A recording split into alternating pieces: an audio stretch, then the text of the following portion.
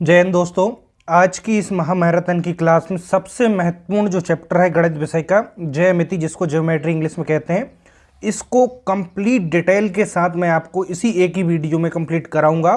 तो ध्यान से लास्ट तक जरूर देखिएगा, इससे सबसे ज़्यादा प्रश्न आपकी परीक्षा में पूछे जाएंगे। ठीक है, तो बेसिक से बेसिक जो जानकारी होगी मैं इस वीडियो में दूंगा, तो जल्दी से वीडियो को लाइक शेयर कर दीजिए। चलिए हम स्टार्ट करते हैं, ध्यान से देखना वीडियो को ना।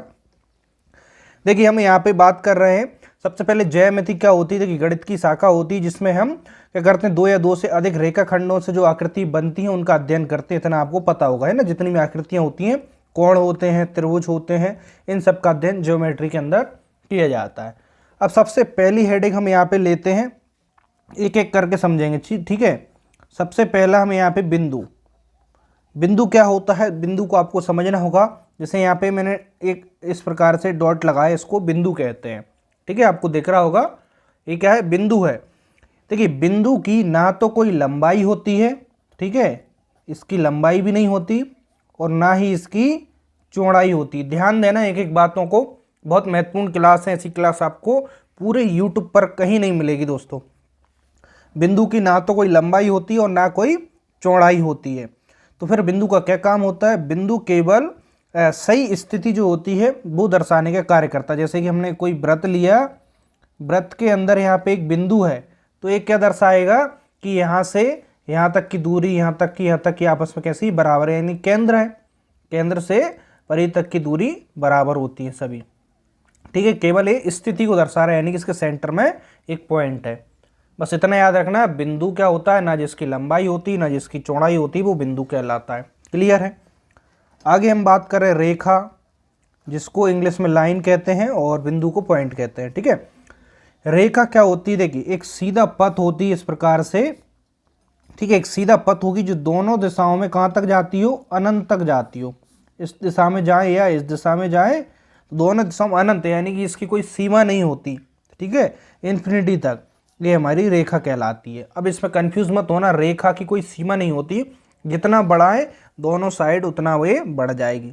ठीक है, एक सीधा पथ जो दोनों दिशाओं में अनंत तक जाता है। एक एक बात को ध्यान से सुनना, आज बहुत ही महत्वपूर्ण क्लास है। तीसरा पॉइंट की यहाँ पे हम बात करते हैं। तीसरा पॉइंट हम यहाँ पे क्या ले रहे हैं, रेखाखंड। अब रेखाखंड को समझिए, जब रेखा को समझ गए तो रेखाखंड को भी समझिए। इसको लाइन सेगमेंट कहा जाता है। देखिए जो रेखा होती है, ठीक है, रेखा कहाँ तक जाती है, अनंत तक। रेखा के ही मध्य कोई दो बिंदु ले लें, मान के चलिए इसको पी क्यू नाम दे दें। तो रेखा पर स्थित कोई दो बिंदु जिनको मापा जा सके, यानी कि एक निश्चित भाग, ठीक है, पी से क्यू तक एक निश्चित भाग होगा, इसको माप सकते हैं आपस में। ठीक है, जितनी भी लंबाई होगी, मान के चलिए एक्स मीटर या सेंटीमीटर जो भी होगी। तो रेखा पर स्थित ऐसे बिंदु जिनका मापन संभव हो सके वो रेखाखंड कहलाते हैं। पी से क्यू तक की जो दूरी होगी वो क्या कहलाएगी, रेखाखंड। रेखाखंड को माप सकते हैं। ध्यान देना एक एक बातों को। ठीक है, आगे हम बात करते हैं किरण। किरण क्या होती है, किरण जिसको रे कहते हैं इंग्लिश में। देखिए किरण होगी, एक बिंदु है, एक बिंदु से किसी एक दिशा में हम जो रेखा होती है, रेखा दोनों साइड अनंत तक जाती, लेकिन एक इसका निश्चित बिंदु होगा और एक दिशा में देखें ये अनंत तक जाएगी। तो ये क्या कहलाएगी, मान के चलिए एक्स बिंदु है और ये बाय रेखा कहाँ तक जा रही, अनंत तक। माने यानी कि इसका एक तो एंड पॉइंट है लेकिन एक साइड एंड पॉइंट नहीं है, वो हमारी किरण कहलाती है। छोटी छोटी जानकारी आपको ज्योमेट्री में रखना आवश्यक है। अभी हम इसके कुछ क्वेश्चन भी देखेंगे, तभी आपसे क्वेश्चन बन पाएंगे। ठीक है, चलिए थोड़ी सी आपको यदि वीडियो की क्वालिटी और अच्छे से बढ़ा के देखना है तो 360p से 480p कर लीजिएगा, 720p भी कर सकते हैं, इससे कि आपको और क्लियर दिख जाएगा। वैसे आपको क्लियर दिख रहा होगा। आगे हम बढ़ते हैं, आगे बात करें समांतर रेखाएं। ठीक है, समांतर रेखाएं। समांतर रेखा क्या होती है, इंग्लिश में इसको पैरेलल लाइन कहते हैं। यानी कि ऐसी दो सरल रेखाएं जो एक दूसरे को नहीं काटती हैं, समांतर रेखा कहलाती है। यानी कि देखिए एक रेखा है, दूसरी रेखा है, आपस में एक दूसरे को कहीं पर भी नहीं काटेंगी। ठीक है, आपस में नहीं काटेंगी। जब भी एक दूसरे को कहीं पर भी ना काटें वो समांतर रेखाएं होंगी। जैसे इसको नाम दे सकते हैं पी क्यू और इसको एक्स वाई, कुछ भी नाम दे दीजिए, है ना। ये कहाँ तक जाएंगे, अनंत तक जाएंगे दोनों साइड। कितना ही बढ़ा लें एक दूसरे को, आपस में एक दूसरे को नहीं काटती हैं, वो रेखाएं समांतर रेखाएं कहलाती हैं। क्लियर है? चलिए अब हम आगे बढ़ते हैं। अगला है हमारा, देखिए समपाती रेखाएं। क्या है? समपाती रेखाएं। समपाती रेखाओं को इंग्लिश में क्या कहते हैं? Coincident line. यानी कि दो या दो से अधिक रेखाएं एक दूसरे के ऊपर हों तो उन्हें हम समपाती रेखाएं कहते हैं। जैसे कि एक लाइन यहाँ पर है, ठीक है, जिसको लाइन कह रहे हैं, यानी कि रेखा होती है, ठीक है। इसको कोई भी नाम दे सकते हैं, मान चलिए ए भी नाम दे दिया। अब इसी के ऊपर कोई दूसरी रेखा आ गई, देखिए उसने उसको ढक दी, तो कौन सी? पी क्यू, कुछ भी नाम। एक और आ गई इसके ऊपर कोई सी, जिसको नाम दे दें एक्स वाई। तो देखिए केवल हमें एक ही दिख रही, लेकिन अभी हमने देखा कितनी हो गई, यहाँ पे 3 हो गई, यानी कि एक दूसरे को पूरा ढक दे। यानी कि दो या दो से अधिक ऐसी रेखाएं जो एक दूसरे के ऊपर हों उन्हें समपाती रेखाएं कहते हैं। क्लियर है? चलिए और हम आगे बढ़ते हैं। अगला देखते हैं प्रतिच्छेदी रेखाएं। कौन सा? प्रतिच्छेदी रेखाएं। प्रतिच्छेदी रेखाएं क्या होती हैं? देखिए इंटरसेक्शन लाइन जिसको इंग्लिश में कहती है। यदि दो रेखाएं एक दूसरे को किसी एक बिंदु पर भी काटती हैं तो वो प्रतिच्छेदी रेखाएं कहलाएगी। जैसे कि मान के चलिए एक रेखा है यहाँ पर, कोई भी नाम दे सकते हैं ना, पी क्यू दे लूँ, दूसरी इसको काट रही है, इस मान के चलिए एक्स वाई है, तो किसी एक बिंदु पर काट रही हैं, यानी कि दो या दो से अधिक ऐसी रेखाएं जो किसी एक बिंदु पर काटे आपस में कैसी? प्रतिच्छेदी रेखाएं कहलाएंगी, इंटरसेक्टिंग लाइंस कहलाएंगी, ठीक है। वो बिंदु उस पर एक दूसरे को एक काट रही प्रतिच्छेदी रेखाएं, ठीक है। इसके बारे में हमें छोटी छोटी जानकारी होना आवश्यक है और मैं पहले भी डिटेल में पढ़ा चुका हूं। अभी भी समय दोस्तों, आपने वो वीडियोस नहीं देखी, नीचे डिस्क्रिप्शन में चेक कर लेना। बहुत सारे विषय मैंने कंप्लीट पढ़ाए हुए हैं और मैथ्स को भी मैंने कंप्लीट बहुत अच्छे से पढ़ाया है। बाकी मैराथन क्लास एग्जाम से पहले आपके लिए सबसे ज़्यादा बेनिफिशियल रहेगी। आगे देखिएगा संगामी रेखाएं। अब देखिए संगामी रेखाएं क्या होती हैं? संगामी रेखाएं कॉनकरेंट लाइंस जिसको इंग्लिश में कहते हैं। जब दो या दो से अधिक रेखाएं किसी एक बिंदु पर मिलें, ठीक है, दो या दो से अधिक रेखाएं किसी एक बिंदु पर मिलती हैं तो उन्हें हम संगामी रेखा कहलाती हैं। जैसे कि देखिए, जैसे कि मान के चलिए एक कोई रेखा है ए बी, दूसरी रेखा हो गई, कुछ भी नाम दे सकते हैं ना, पी क्यू, तीसरी हो गई यहाँ पर पी क्यू, कुछ भी आर एस, छठी हो गई, छठी हो रही है, चौथी हो रही है ना, देख लीजिए, उससे कोई फर्क नहीं पड़ता, कोई भी नाम दे दें, इसको एक्स वाई दे दें। अब देखना दो या दो से अधिक रेखाएं आपस में एक ही बिंदु पर मिल रही हैं, ठीक है, दो या दो से अधिक रेखाएं, यदि दो रेखाएं एक दूसरे को काटती हैं वो प्रतिच्छेदी रेखाएं कहलाएंगी। संगम रेखाएं दो या दो से अधिक रेखाएं किसी एक बिंदु से ही एक बिंदु पर मिलती हैं या एक बिंदु से होकर जाती हैं, वो हमारी क्या कहलाएंगी? संगामी रेखाएं। क्लियर है? समझ में आ गया? चलिए वीडियो को आगे बढ़ते हैं। वीडियो को अभी तक लाइक नहीं करा, जल्दी से लाइक करिए। आज की क्लास बहुत ही ज़्यादा इंपॉर्टेंट होने वाली है और आपके लिए बहुत कुछ इस वीडियो में सीखने को मिलेगा। अगला पॉइंट है हमारा लंबवत रेखा। देखिए लंबवत रेखा, लंबवत रेखा क्या होती है? जिसको हम पैरेलल लाइन भी इंग्लिश में कहते हैं, लंबवत रेखा। अब इसको समझना, लंबवत रेखा, यदि दो रेखाएं एक दूसरे से परस्पर 90 डिग्री पर मिलती हैं वो रेखाएं लंबवत रेखाएं कहलाती हैं। जैसे कि मान के चलिए एक रेखा है कोई, इसका नाम दे दें ए और यहाँ पे कुछ भी नाम दे दें ओ, और दूसरी रेखा इस प्रकार से है, मान के चलिए ओ और पी। तो देखिए एक रेखा हो गई और दूसरी रेखा आपस में कैसे 90 डिग्री के यहाँ पर कोण पर आपस में मिल रही हैं।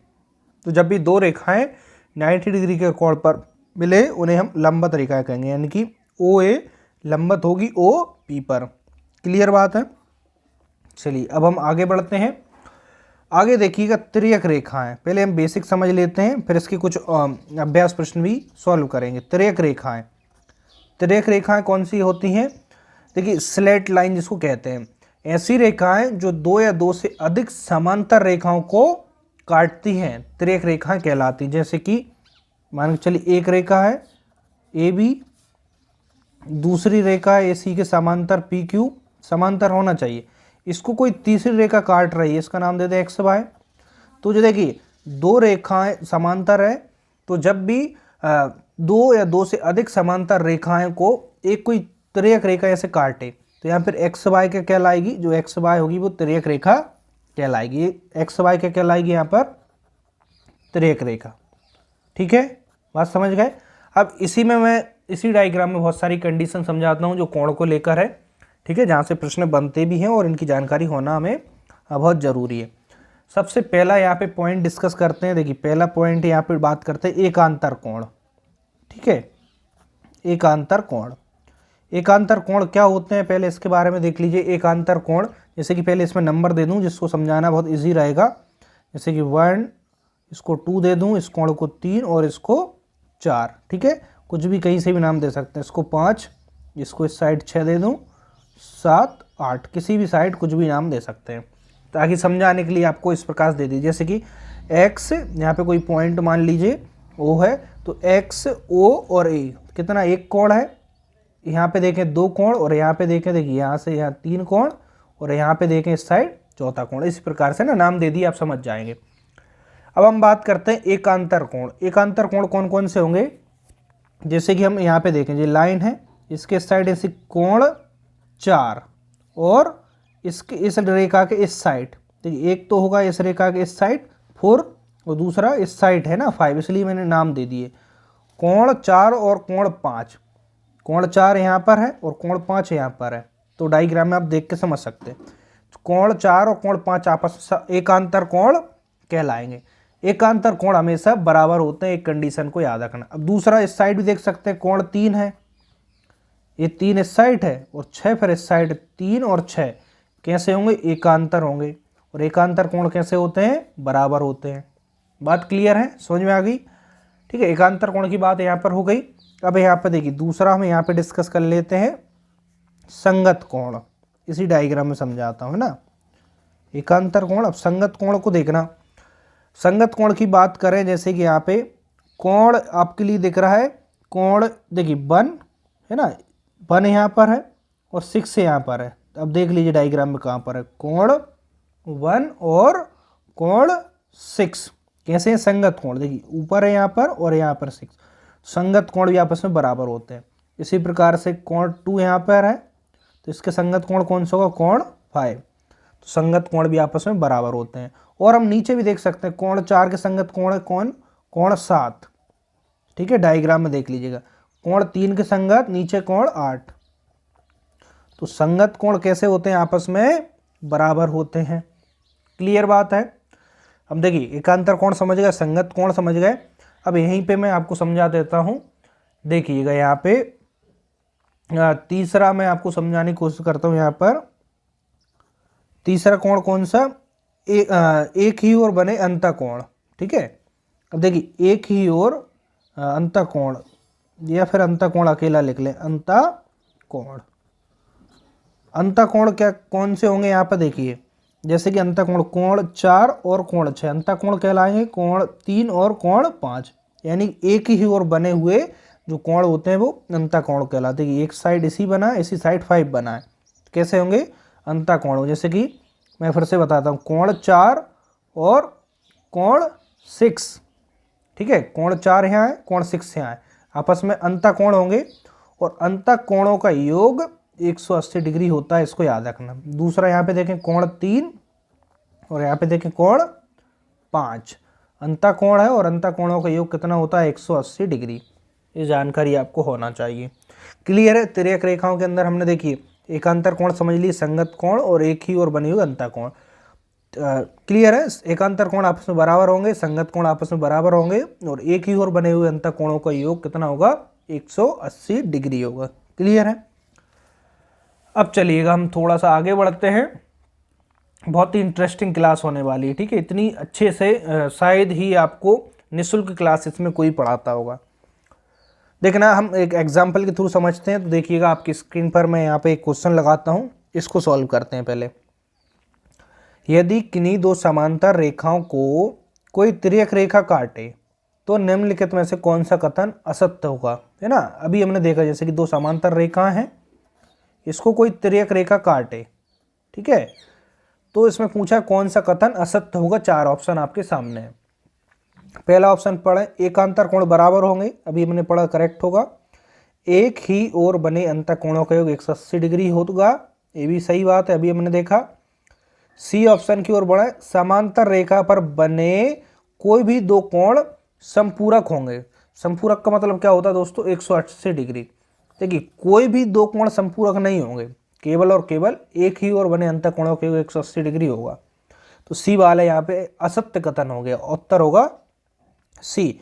डी कह रहा है संगत कोण बराबर होते हैं, अभी हमने देखा संगत कोण अब आपस में बराबर होते हैं। बात क्लियर है, इस प्रकार से प्रश्न आएंगे। अब यहाँ पर देखिएगा और आप दूसरा क्वेश्चन और देखते हैं। निम्न चित्र में यदि कोण ए 135 डिग्री हो और कोण 4 45 डिग्री हो, तो कोण 2 और कोण 3 के मान हमें बताना है। तो देखिएगा यहाँ पे समझिएगा, जैसे आपके सामने इस प्रकार से डायग्राम है, ठीक है। इसमें यहाँ पे देखें कोण 1 दिया है, ठीक है। इस साइड कोण 2, इस साइड कोण 3, फिर इस साइड कोण 4। अब इसमें क्या कह रहा है, कोण ए, यानी कि यहाँ पर जो कोण बना है कोण ए बराबर कितना दिया है 135 डिग्री, और कोण 4 यहाँ पर है कितना दिया है 45 डिग्री। तो कोण 2 इसका और इसका मान पूछा है, कोण 2 का और कोण 3 का मान पूछा है। अब देखना दोस्तों बहुत सरल है। देखिए कोण 2 का पूछा है, तो कोण 4 और कोण 2 आपस में शीर्षाभिमुख कोण है, और शीर्षाभिमुख कोण आपस में बराबर होते हैं। कोण 4 जितना है उतना ही कोण 2 होगा। तो कोण 2 निकल आया, कोण 4 कितना है 45 डिग्री, तो कोण 2 भी 45 डिग्री होगा। अब 3 भी पूछा है, तो 1 और 3 आपस में शीर्षाभिमुख कोण है, तो शीर्षाभिमुख कोण भी बराबर होते हैं। कोण 1 कितना 135, तो कोण 3 भी कितना होगा 135 डिग्री। तो देख लीजिएगा उत्तर आपका कौन सा है, 45 और 135, सी वाला उत्तर करेक्ट होगा। बात समझ में आ गई। बहुत सरल होते हैं, बस हमने इसे पढ़ा नहीं होता इसलिए इसकी जानकारी हमें नहीं होती है। अब हम आगे बढ़ते हैं। देखिएगा आप कुछ वक्र है, इनके बारे में पढ़ते हैं। वक्र, ठीक है, जिसको कर्व कहा जाता है इंग्लिश में। देखिए वक्र क्या होता है, कागज से बिना पेंसिल उठाए कोई भी आकृति बना ले हम, टेढ़ी या सीधी, वो वक्र कहलाता है। जैसे कि हमने ऐसे कुछ भी बना ली थी, पेन नहीं उठाया है ना, कुछ भी बना ले इस प्रकार से, तो ये क्या कहलाएगा, वक्र कर्व कहलाएगा। बस हमें पेन नहीं उठाना, टेढ़ी मेढ़ी जैसी आकृति बनती है वो वक्र कहलाता है। आपके सिलेबस में भी है चूंकि।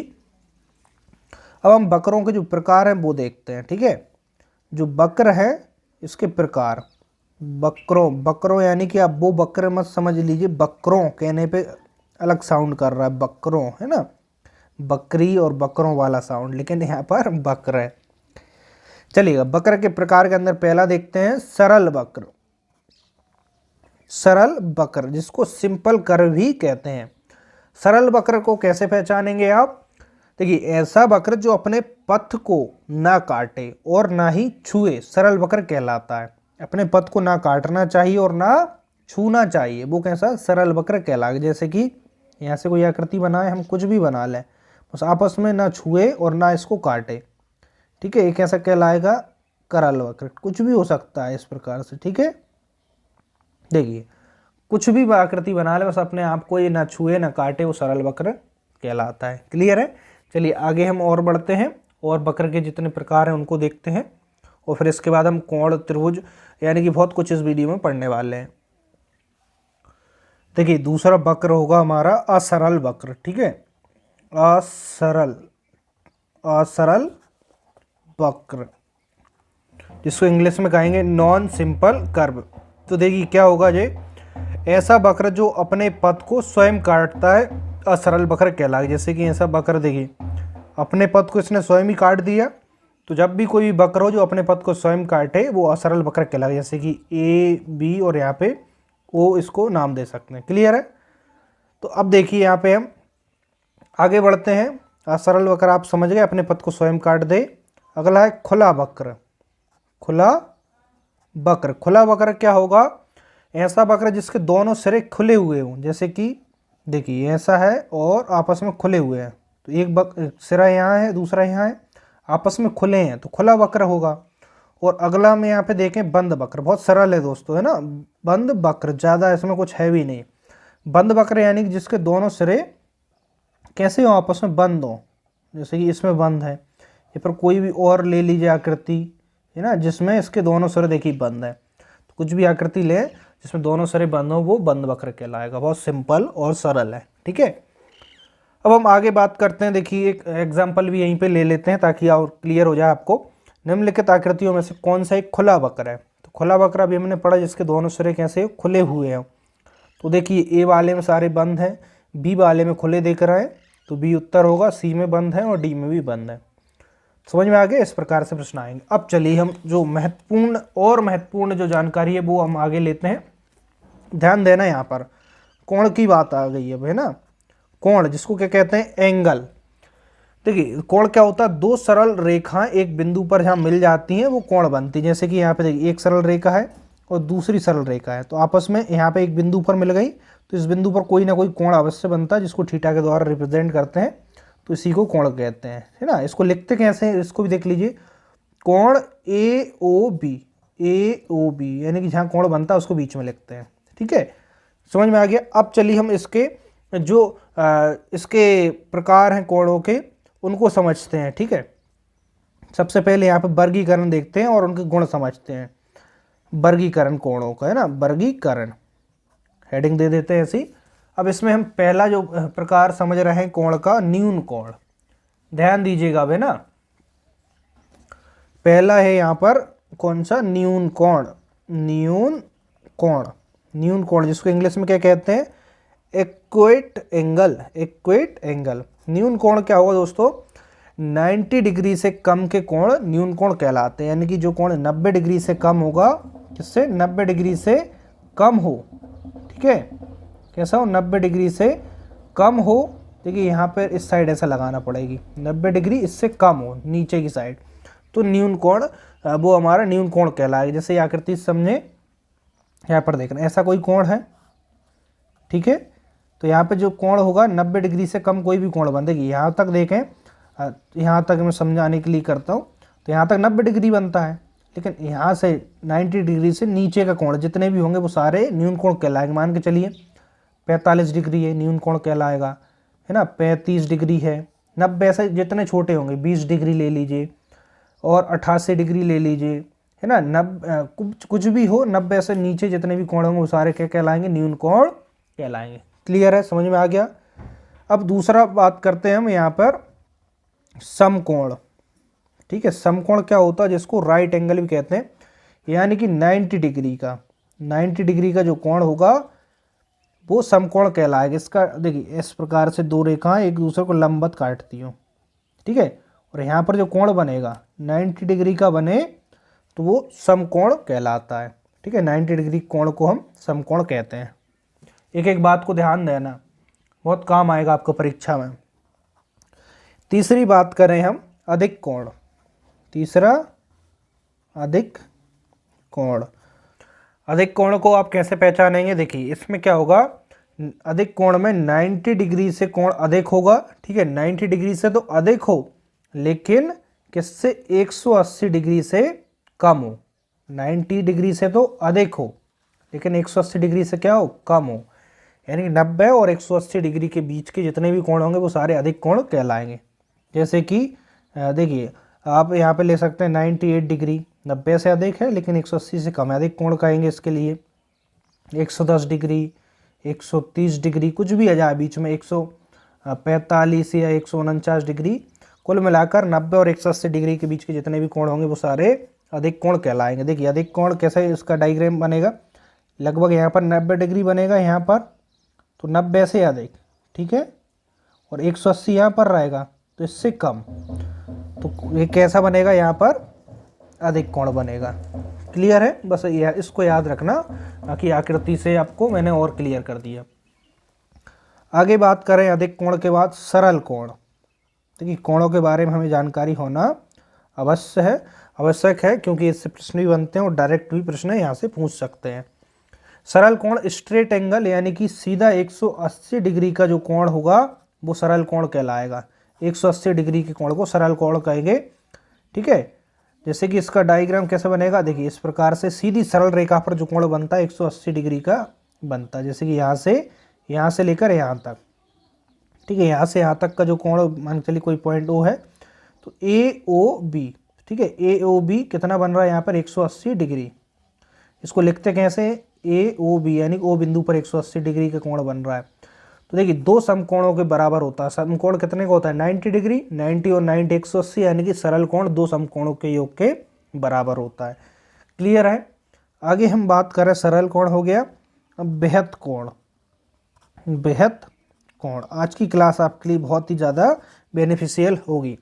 बेहद कोण को रिफ्लेक्स एंगल भी कहते हैं, यानी कि इसमें क्या होता है 180 डिग्री से तो अधिक हो लेकिन 360 डिग्री से कम का जो कोण होते हैं वो सारे बेहद कोण कहलाएंगे। जैसे कि 180 से अधिक 185 क्या कहलाएगा बेहद कोण, 190 बेहद कोण, 260 डिग्री बेहद कोण। कुल मिलाकर 180 और 360 के बीच के कोण जितने भी होंगे वो सारे क्या कहलाएंगे बेहद कोण कहलाएंगे। क्लियर है।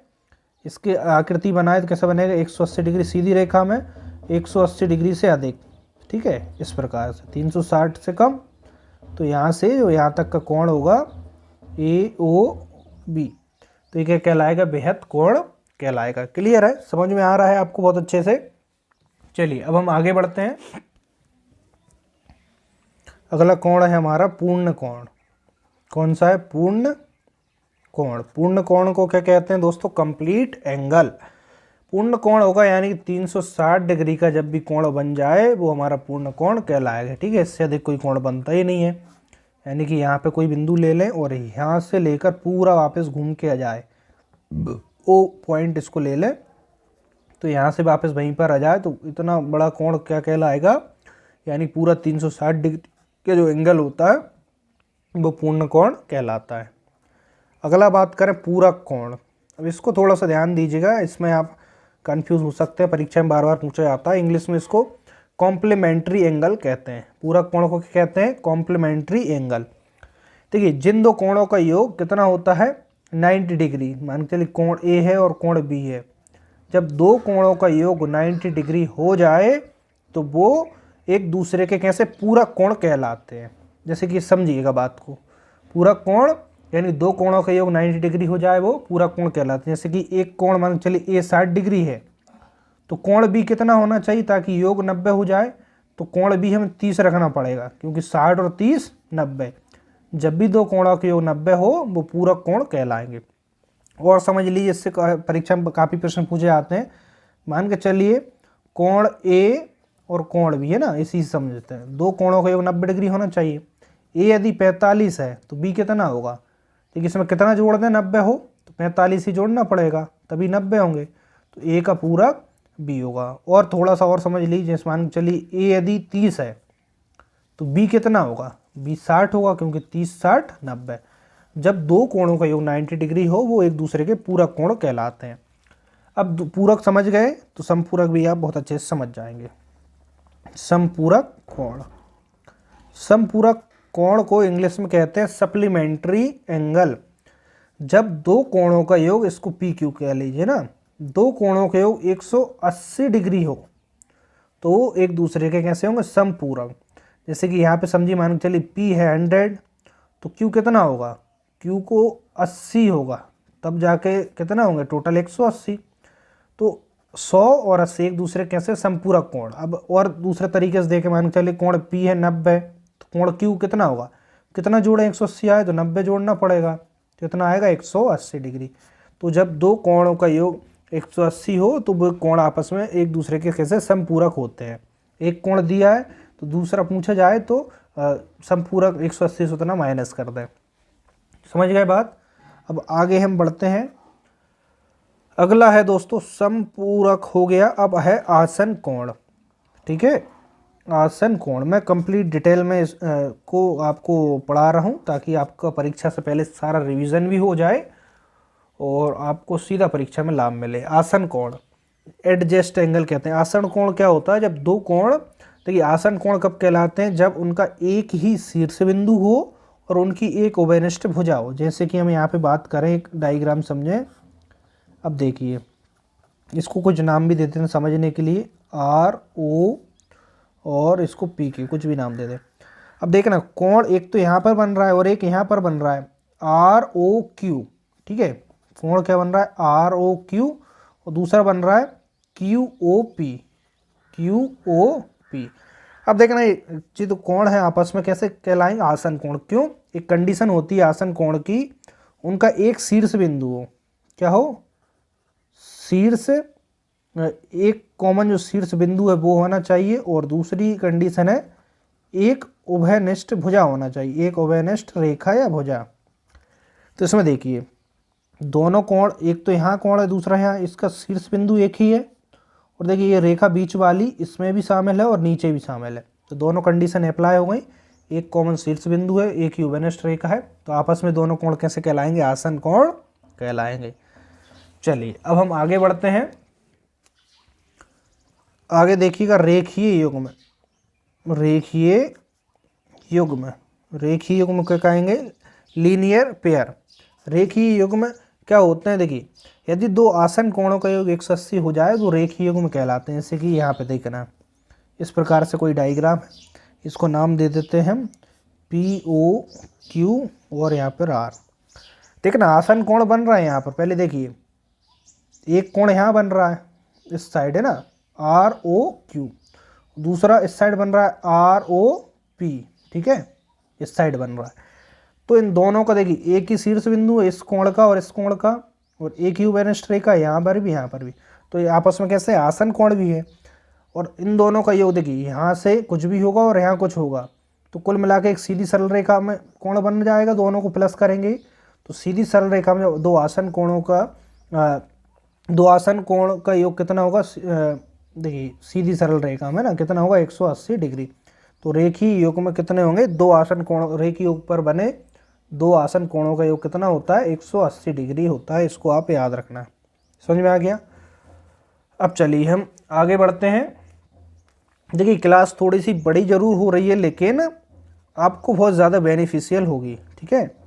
शीर्षाभिमुख कोण, शीर्षाभिमुख कोण, शीर्षाभिमुख कोण क्या होते हैं? जिसको वर्टिकली अपोसाइड एंगल कहते हैं इंग्लिश में, ठीक है। शीर्षाभिमुख कोण, जब दो रेखाएं एक दूसरे को प्रतिचित करती हैं तो शीर्षाभिमुख कोणों के युग्म बनते हैं। जैसे कि दो रेखाएं हैं, इसको ऐसे समझिए शीर्षाभिमुख कोण है ना, डायग्राम से आपको ज़्यादा क्लियर हो जाता है। तो इसमें देखिए एक दूसरे को प्रतिच्छेद कर रही हैं, ऐसे यहाँ पे इस साइड का कोण और इस साइड का आपस में शीर्षाभिमुख कोण कहलाएंगे। इस साइड का और यहाँ पे इस साइड का आपस में शीर्षाभिमुख कोण कहलाएंगे, यानी आमने सामने कोण शीर्षाभिमुख कोण कहलाते हैं।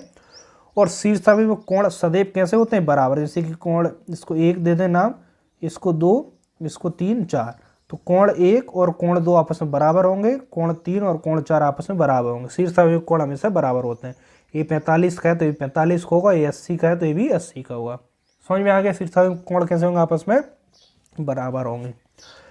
अब यहाँ पर मैं आपके सामने एक प्रश्न लगाता हूँ, कुछ हम प्रश्नों को देख लेते हैं, फिर इसके आगे हम जो त्रिभुज है उसकी ओर बढ़ेंगे। देखिए निम्नलिखित में से कौन सा न्यून कोण नहीं है? तो हमने अभी पढ़ा न्यून कोण क्या होता है दोस्तों, 90 डिग्री से जितने कम के कोण होंगे वो सारे न्यून कोण कहलाएंगे।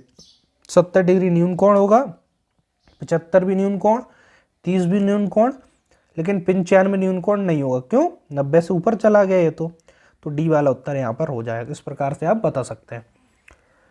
अगला प्रश्न देखें, दो पूरक कोण में 10 डिग्री का अंतर है, तो दोनों कोणों के मान क्या होंगे?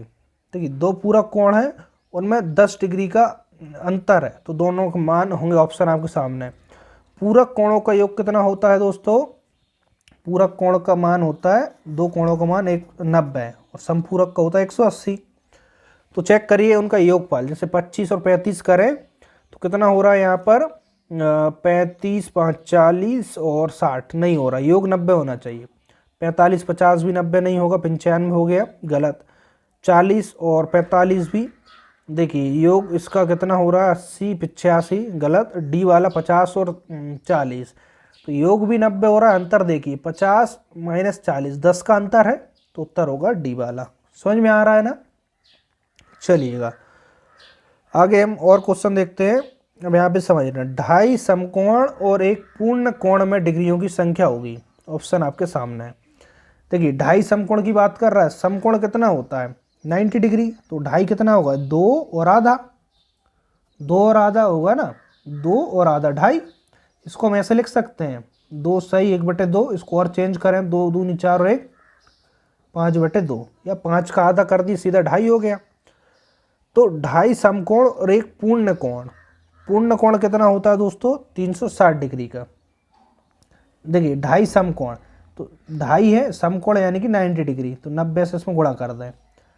2.5 समकोण हो गए प्लस एक पूर्ण कोण 360 डिग्री। तो इसको सॉल्व करेंगे, कितना आएगा? 5 से इसको कैंसिल कर, 2 से कितना हो जाएगा?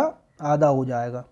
तो 5 से मल्टीप्लाई करेंगे, 5 25, असल 2 5 4 20 और 2 22, तो 225 और 360 डिग्री प्लस करेंगे, कितना आएगा? 5 6 और 2 8, 2 और 3 5, तो 585 डिग्री क्या होगा? कुल जो डिग्री है उसकी संख्या होगी, कुल कोण होगी। तो चेक करिएगा 585, तो ये वाला उत्तर सही होगा। समझ में आ रहा है ना? इस प्रकार से परीक्षा में प्रश्न आ सकते हैं। चलिए एक प्रश्न और देखते हैं।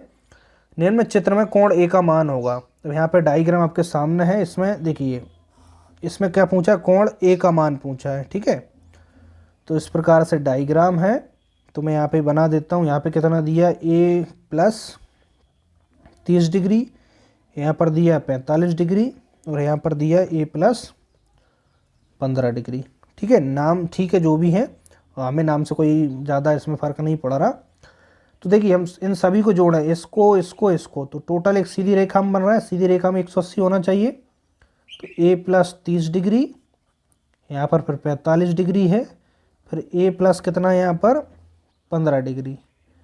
तो आपस में देखिए सभी यहाँ यहाँ यहाँ मिलाकर कितना होगा? 180। सरल रेखा में 180 बनता है। तो यहाँ पे देखें एक ए और एक ए कितना हो जाएगा? 2a। समझे ना बात को? यहाँ पे देखिए कितने हैं, यहाँ पर 15 और 30 45, 45 और 45 90 है।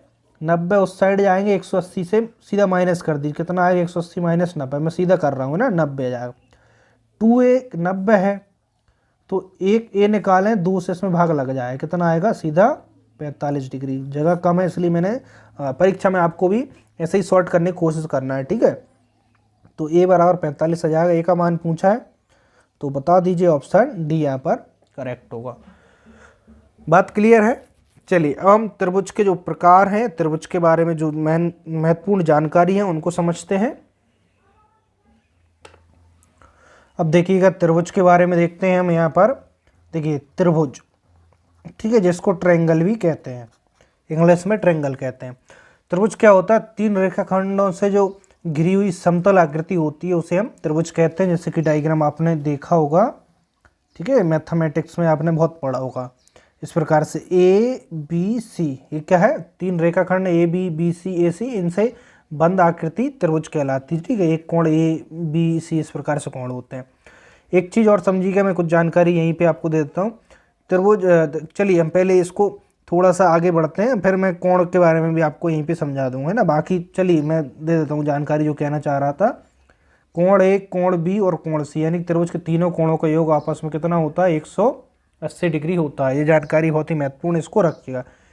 दूसरी बात है, त्रिभुज में किन्हीं 2 रेखाओं, कोई भी ले लीजिए, ए बी ले लें और बी सी ले लें, कोई भी 2 रेखा जोड़ें आपस में, जो तीसरी रेखा है ए सी, इससे हमेशा लंबाई अधिक होगी, ठीक है।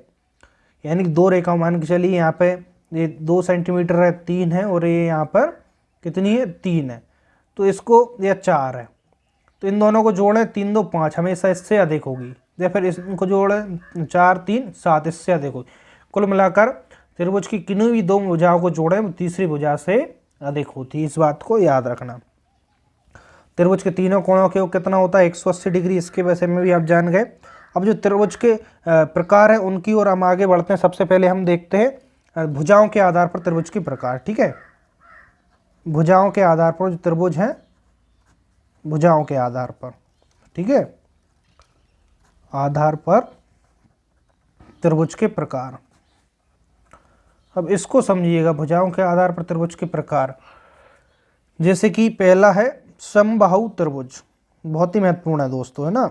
समबाहु त्रिभुज, समबाहु त्रिभुज क्या होता है? देखिए, वह त्रिभुज जिसकी सभी भुजाएं समान हो, समबाहु यानी कि जिसकी सभी भुजाएं समान हो, समबाहु त्रिभुज। जैसे कि यहाँ पर ट्रायंगल है ए बी सी, यानी कि देखिए यहाँ पर ए बी की जितनी लंबाई होगी उतनी बी सी की होगी, उतनी ए सी की, यानी तीनों आपस में कैसे हो, समान भुजा वाले। मान के चलिए ये 3 सेंटीमीटर है तो ये भी 3 होगी, ये भी 3, ये 4 है तो ये भी 4, ये भी 4, यानी सभी भुजाएं आपस में बराबर बराबर होती हैं, समबाहु त्रिभुज कहलाते हैं। यानी कि ए बी बराबर बी सी बराबर ए सी, है ना, सभी भुजाएं आपस में बराबर हो, समबाहु त्रिभुज कहलाएगा। एक चीज और याद रखिएगा दोस्तों, समबाहु त्रिभुज का जो प्रत्येक कोण है वो कितना होता है, समबाहु त्रिभुज का प्रत्येक कोण का मान होता है 60 डिग्री। ठीक है, ये जानकारी आपको होना चाहिए। आगे हम बढ़ते हैं।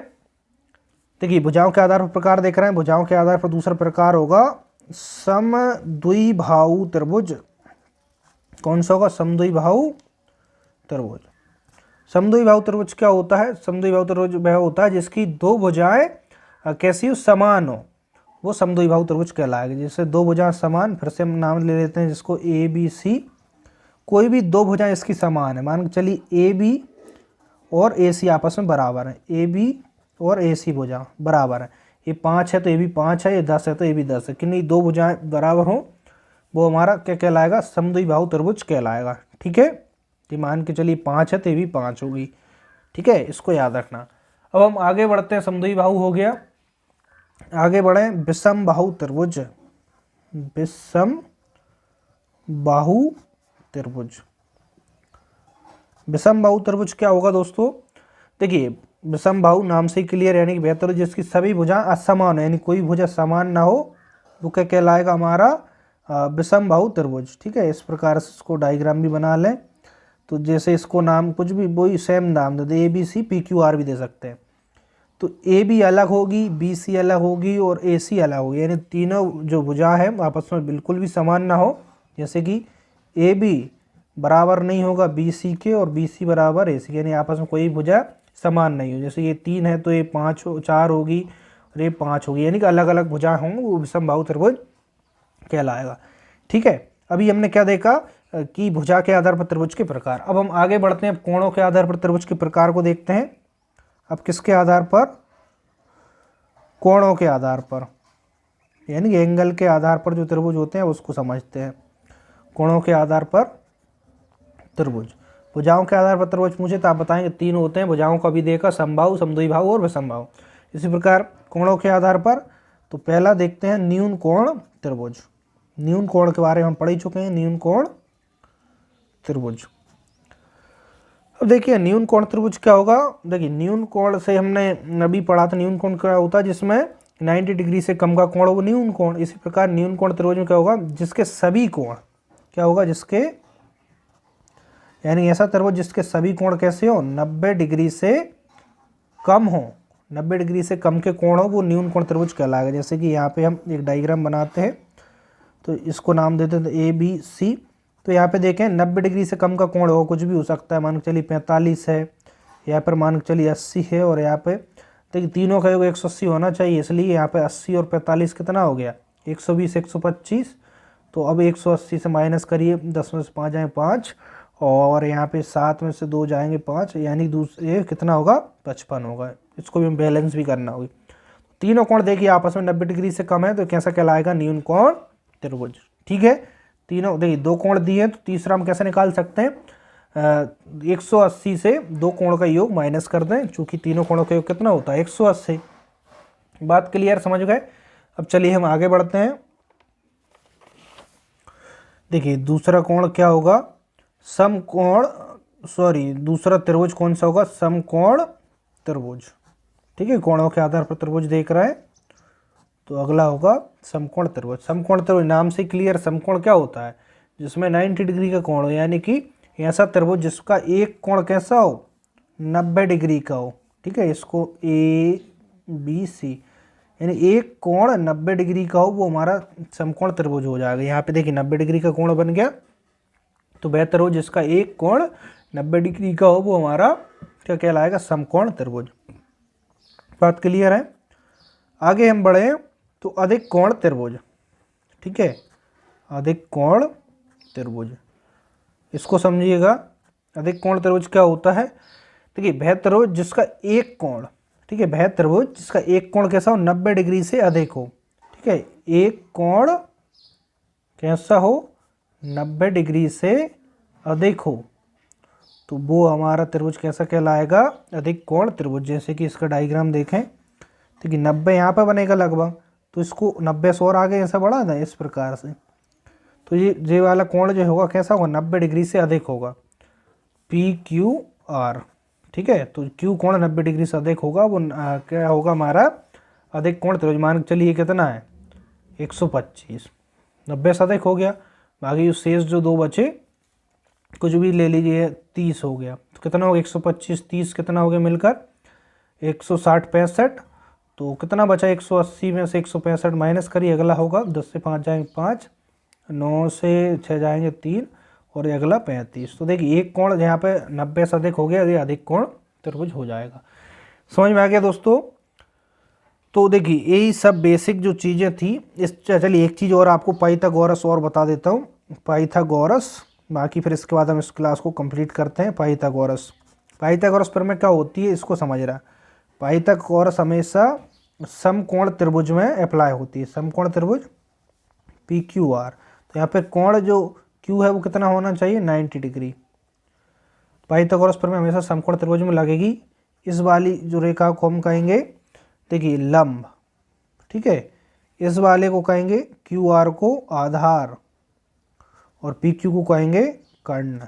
इसमें कंडीशन होती है कर्ण का वर्ग, ठीक है, कर्ण का वर्ग बराबर क्या होगा, जो लंब है लंब का वर्ग प्लस आधार का वर्ग, ठीक है, कर्ण का स्क्वायर बराबर लंब का वर्ग प्लस आधार। मान के चलिए कर्ण यहाँ पे 3 और लंब है 2, आधार निकालना है।